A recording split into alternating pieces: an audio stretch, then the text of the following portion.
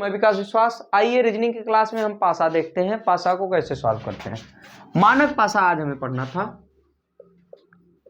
मानक पासा, इसको बोलते हैं स्टैंडर्ड डाइस। Standard dice.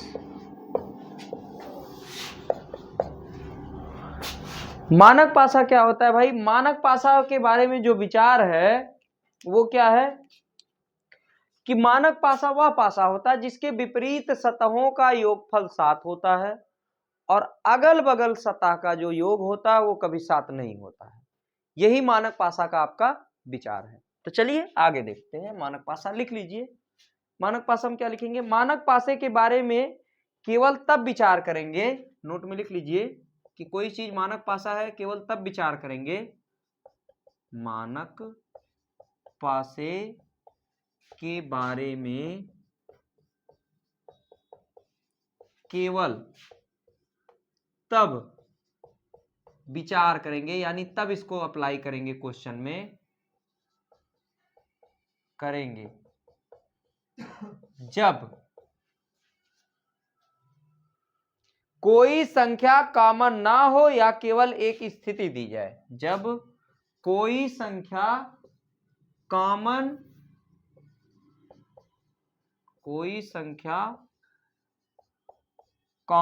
ना हो या पासे की एक स्थिति दी जाए। पासे की एक स्थिति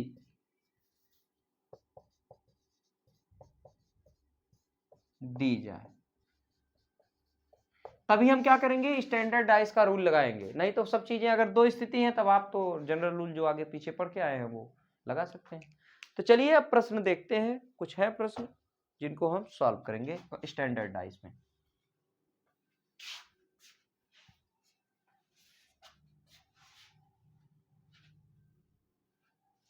प्रश्न है हमारा, लिख लेते हैं।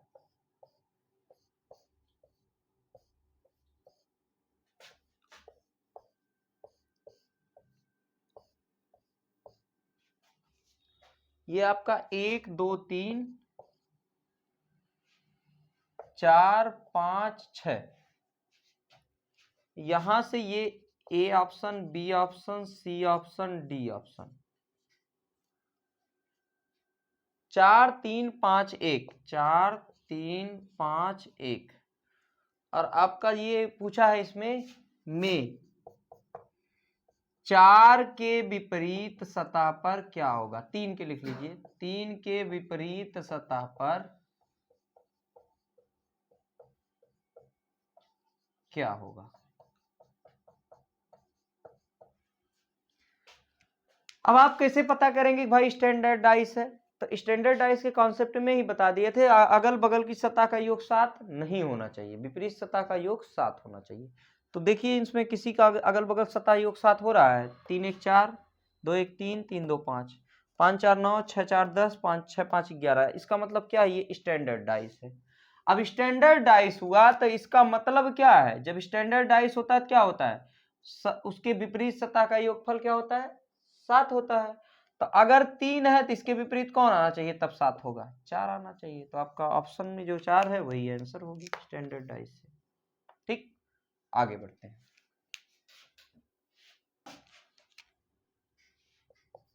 दूसरा वाला जो प्रश्न है वो क्या है? इस तरीके से दे रखा है 4 5 6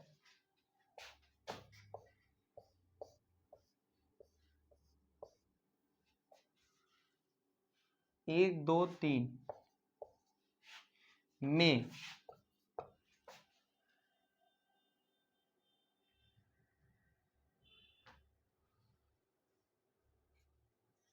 3 के विपरीत सतह पर, में 3 के विपरीत सतह पर कौन सी संख्या होगी?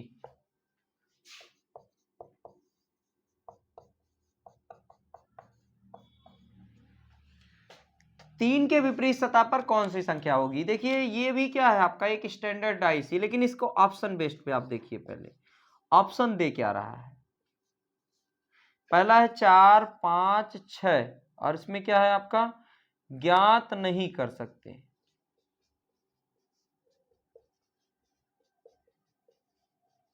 इसको अंग्रेजी में बोलते हैं कैन नॉट फाइंड, CNF। अब बताइए आपके पास सामने है पासा भी आपका मानक पासा है, लेकिन निश्चित रूप से ये नहीं है कि ये 3 के ही विपरीत होगा।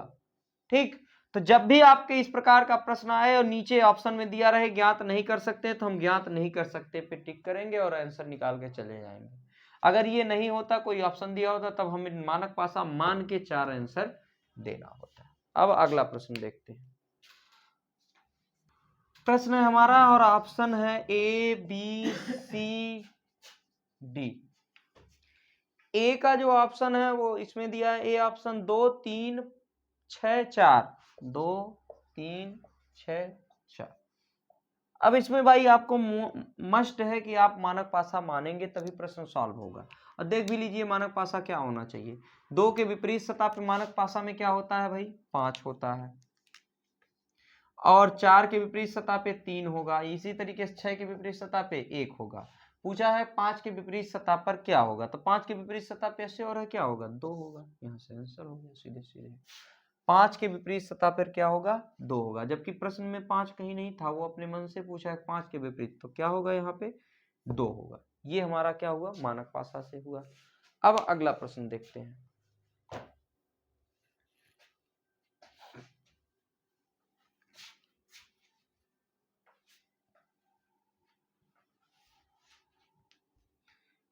अगला प्रश्न है हमारा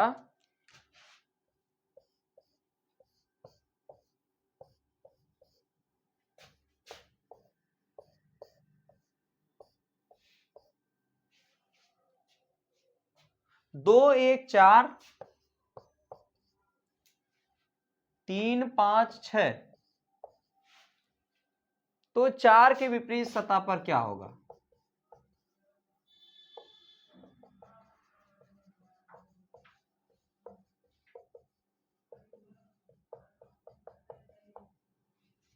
चार के विपरीत सतह पर क्या होगा। पहले ही देखिए मानक पासा है कि नहीं। 4 2 6 हो गया, 2 1 3 हो गया, 3 1 5 हो गया, 4 1 5 हो गया, 5 3 8 हो गया, 6 3 9 हो गया, 6 5 11 हो गया। इसका मतलब क्या है ये मानक पासा है। जैसे ही मानक पासा हुआ, इसका मतलब 4 के विपरीत सतह पे कौन आएगा 3 आएगा, 6 के विपरीत सतह पे 1 आएगा, और इसके बाद बचा आपका 2 के विपरीत सतह पे क्या हो जाएगा 5 आएगा। तो पूछा है 4 के विपरीत सतह पर, बताइए 4 के विपरीत सतह पे क्या है आपका आंसर यहाँ पे 3। आगे बढ़ते हैं और प्रश्न देखते हैं। इसी तरीके से एक और प्रश्न ले लेते हैं।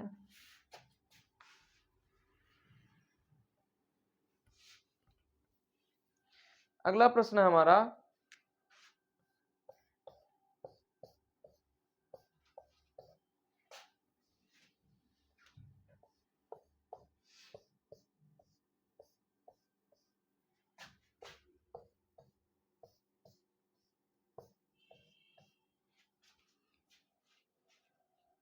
6 1 3 3 5 2 5 3 क्वेश्चन मार्क। ऑप्शन है आपका, अच्छा क्वेश्चन मार्क ही, क्वेश्चन मार्क के स्थान पर क्या होगा, इसके स्थान पर क्या होगा बताइए। आप बताइए आप। देखिए मानक पासा है कि नहीं है। अब ये मानक पासा का क्वेश्चन नहीं है, क्यों 5 2 क्या हो रहा है 7 हो रहा है। तो इस तरीके से अब मानक पासा टॉपिक यहाँ पे समाप्त करते हैं। जो मानक पासा का क्वेश्चन हम पीछे करा चुके थे, अब ये हमारा एक्सरसाइज चल रहा है। ठीक है, तो चलिए, तो 6 1 7 हो जाएगा। इसका मतलब ये मानक पासा नहीं है। जब ये मानक पासा नहीं है तो आप इसमें क्या कर सकते हो, मानक पासा नहीं, देखिए कॉमन कहाँ है इसमें क्या कॉमन है 3 कॉमन है। पिछले प्रश्न से लेते हैं, 3 से आप जाएंगे 1 6, 3 1 6, और 3 से जाएंगे इस पे 3 2 5 हो गया। अब 3 2 5 हुआ और पूछा है कि बताइए क्वेश्चन मार्क के स्थान पर क्या होगा। तो आप यहां से शुरू करिए 3 5, तो यहाँ पे कहीं 3 5 दिख रहा, हाँ 3 और 5, इसका मतलब क्या, ये जो इसके बाद आता 3 5 के बाद आता आपका क्या 2 आता, 3 से चलते 5 पे तो आपका 2 आता, लेकिन यहाँ पे उल्टा चल रहे हैं आप, इस तरीके से चल रहे हैं इस तरीके से, तो इसका मतलब क्या है, जो 2 के विपरीत सतह पे होगा वही हमारा आंसर होगा। 2 के विपरीत सतह क्या है, 1 है, तो इसलिए 3 की जो यहाँ क्वेश्चन मार्क में आएगा वो कौन सा आंसर आएगा, वो 1 आएगा। ये हुआ हमारा मानक पासा के बाद का एक्सरसाइज। अब अगला तरीका हम देखते हैं कि जब किसी पासे की 2 से ज्यादा स्थितियां दी गई हो तो फिर क्या होता है।